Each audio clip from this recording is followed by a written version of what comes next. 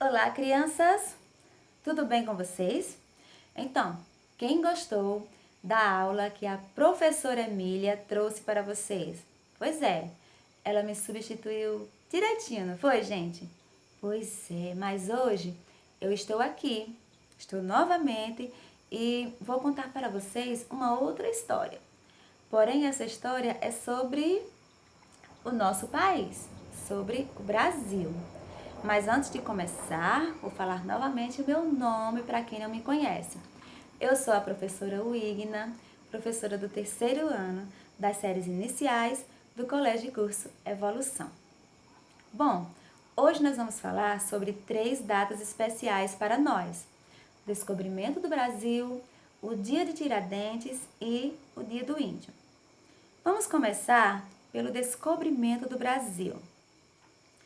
O descobrimento do Brasil se deu no ano de 1500. No dia 22 de abril, Pedro Álvares Cabral e a sua embarcação estavam viajando para a Índia. Porém, no decorrer da viagem, eles acabaram se perdendo e chegaram aqui no Brasil, que na época não tinha esse nome. Quando eles chegaram aqui, eles avistaram muitas pessoas. E essas pessoas, elas estavam sem roupa. Elas estavam usando apenas adereços. Como Pedro Álvares Cabral não sabia como chamar essas pessoas, então ele pensou na Índia e aí ele pensou assim: vou chamar essas pessoas de índios. E foi assim que ele batizou o povo indígena que a gente conhece hoje. Mas aí não foi somente o povo indígena que foi batizado, não, gente. Ele também batizou o nome do nosso país. Porém, o primeiro nome do Brasil foi Monte Pascoal. E por que ele deu esse nome? Porque naquela época estava se aproximando a Páscoa. E aí, como ele achava que aqui no Brasil era apenas um monte de terras, ele deu esse nome, Monte Pascoal. Porém, no decorrer da viagem que ele foi fazendo para a Índia, ele pensou e aí ele decidiu mudar o nome. Ele pensou assim: eu acho que aquele lugar não é um monte, aquele lugar é uma ilha. E aí ele mudou o nome. O Brasil passou a se chamar Ilha de Vera Cruz. E com esse nome continuou por muito tempo. Depois, uma nova embarcação veio aqui no Brasil novamente, descobriu que o Brasil não era uma ilha, descobriu que o Brasil era um continente, o continente americano, onde existe América do Norte, América Central e América do Sul. E aí, quando esses portugueses descobriram esse continente, passaram a chamar o Brasil de Terra de Santa Cruz. Eles passaram um bom tempo aqui e enquanto eles estavam aqui, descobriram que havia uma árvore em grande quantidade chamada pau-brasil. E essa árvore, ela produzia uma semente que dessa semente se produzia uma tinta vermelha que era usada para pintar os tecidos. Como eles pegavam a madeira dessa árvore e exportavam para o seu país, e como eles perceberam a cor avermelhada, parecida assim com uma mistura de vermelho com fogo, aí eles mudaram o nome do país. Passaram a chamar o Brasil de Brasil. E assim até hoje nós temos esse nome. E esse é o começo da nossa história. Porém, depois de muito tempo mesmo, quando chegou o ano de 1792, no dia 21 de abril, aconteceu outro fato que marcou nossa história. Havia um homem chamado Joaquim José da Silva Xavier. Esse homem era conhecido popularmente como Tiradentes, porque entre as profissões que ele exercia, havia uma que era dentista. E por isso ele se chamava Tiradentes. Tiradentes, ele era uma pessoa que lutava pelos direitos do povo brasileiro. Ele percebeu que as pessoas do Brasil estavam sendo muito exploradas pela coroa portuguesa, ou seja, pelas pessoas de Portugal. Exploravam nossas riquezas, escravizavam nossos índios, trouxeram os negros africanos e fizeram dos negros escravos, e assim eles foram enriquecendo através das riquezas que nós tínhamos aqui no nosso país.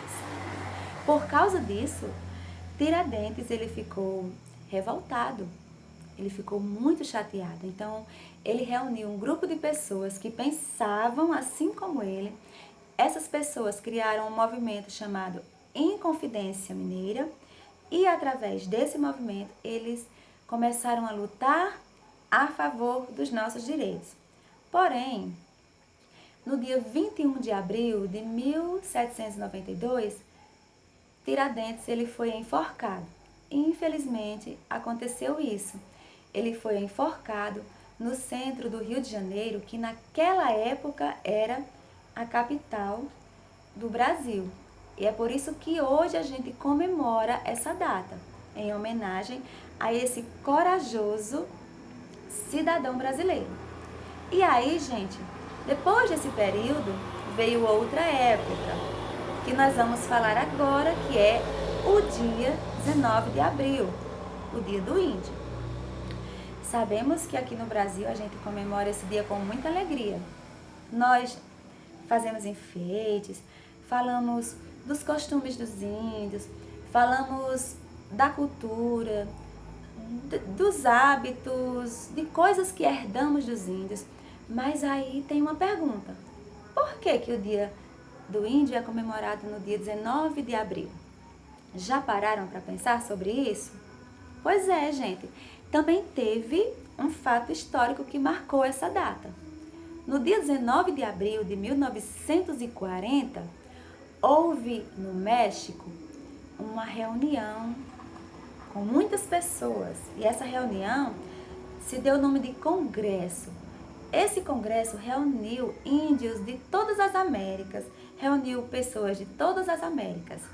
E o objetivo desse congresso era justamente debater sobre a proteção que deveria ser exercida para os índios. Os índios, eles tinham que ter direito a uma proteção, eles tinham que ter direito a poder mostrar sua cultura, seus costumes. E nesse dia, os índios, eles protestaram a favor de seus direitos. Porém, foi somente no dia 2 de junho de 1943 que esse dia foi decretado por lei.